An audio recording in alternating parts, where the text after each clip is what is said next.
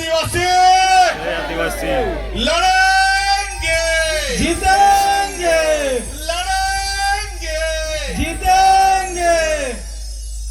Young युवान आदिवासी group ने खूब अभिनंदन। राकेश भाई, नरेश भाई, जितेश भाई, चार मूड़ी અને આંબાના પાડાના તમામ યુવાનોને વડીલોને ખૂબ અભિનંદન। ખરેખર આ વિસ્તાર વાંસદાનું સાપુતારા એમ કહે તો કઈ ખોટું નથી, પરંતુ આ જ વિસ્તારમાં પુષ્કળ વરસાદ પડે છે અને આ જ વિસ્તારમાં આ જ ખાટામાં પાણીની બી તકલીફ પુષ્કળ પડે છે। આ જ ખાટામાં વિસ્તાર છે, આદિવાસીની સમાજની સંસ્કૃતિથી ભરેલું છે।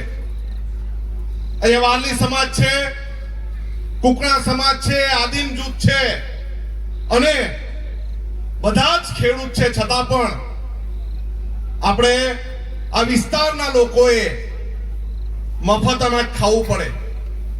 આ જ વિસ્તારના લોકોએ પોતાની ખેત પેદાશ વેચવા માટે વાંસદા જવું પડે અને વાંસદાના બજારમાં નીચે પાથરીને આપણી ખેત પેદાશ મફતના ભાવે વેચવી પડે। અને કેટલાક લોકો પોતાની મોટી દુકાન ચલાવવા માટે આપણા લોકોને, આપણી બહેનોને ઉઠાડી પણ મૂકે છે। આપણો આદિવાસી વિસ્તાર હોવા છતાં પણ આપણે ઘણું બધું સહન કરવું પડે। એ શેના માટે સહન કરવું પડે કે આપણામાં એકતા નથી, આપણે સંગઠિત નથી, આપણે લડી શકતા નથી, આપણે સંઘર્ષ કરી શકતા નથી।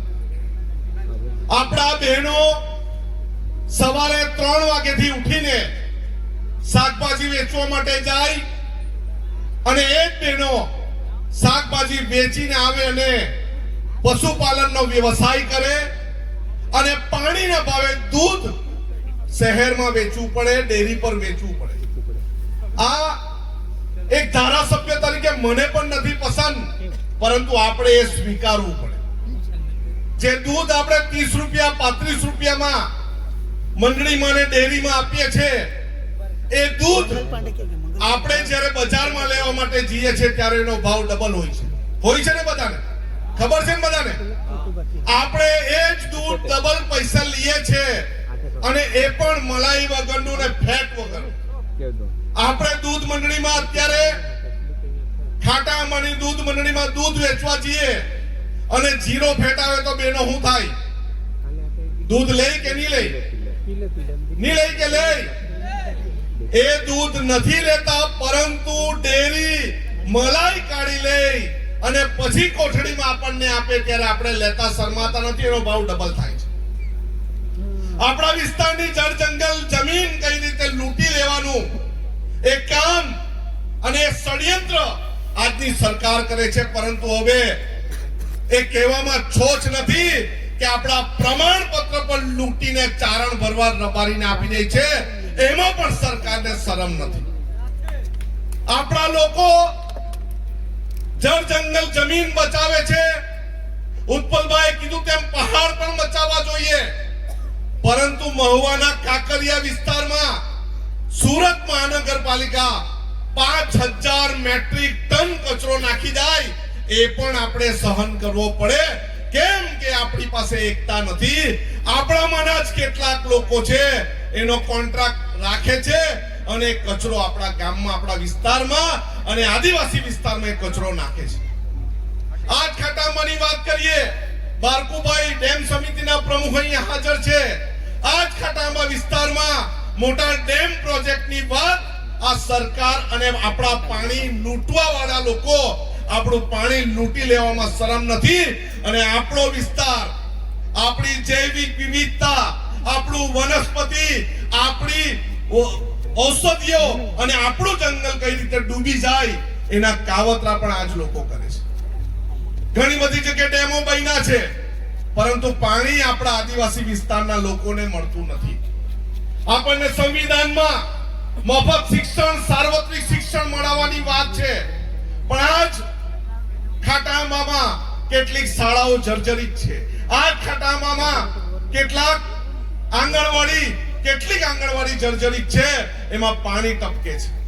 અને આજ સરકાર ખાનગી શિક્ષણને પ્રોત્સાહન આપે છે અને ખાનગી શાળાઓ ઠેર ઠેર ખોલે છે.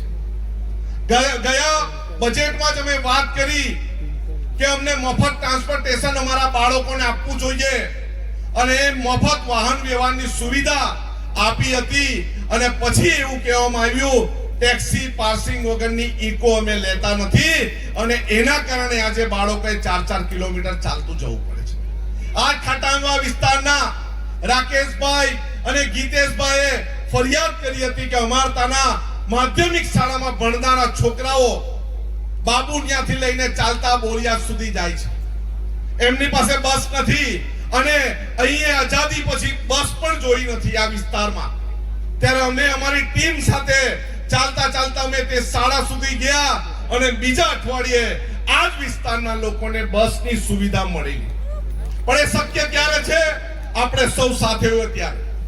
અહીંયા જોયું કે આપણા જ આદિવાસી સમાજમાં ભાગલા છે, કુકરા સમાજ અને વારલી સમાજ અને આદિમ જૂથ. એ વિસ્તાર આપણા લોકોના છે, આપણે જ બધા આદિવાસીઓ છે.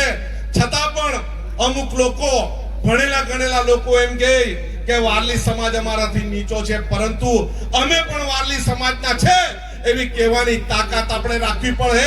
અમે પણ આદિમ જૂથ છે એ કહેવાની તાકાત આપણે રાખવી પડે. અમે હળપતિ સમાજ છે, અમે જ નાયકા સમાજ છે, અમે બધા જ આદિવાસી સમાજ છે એ કહેવાની તાકાત થશે ત્યારે આપણે આપણું જળ જંગલ જમીન લૂંટતું બચાવી શકશું. આપણે આપણા પ્રમાણપત્રો લૂંટતા બચાવી શકશું. આપણને આપણી ખેત પેદાશનો સક્ષમ ભાવ, આપણા જ દૂધનો સક્ષમ ભાવ આપણને મળશે. જ્યાં સુધી આપણે એક નહીં થશું ત્યાં સુધી આપણને કોઈ સમાજ સ્વીકારવાનો નથી.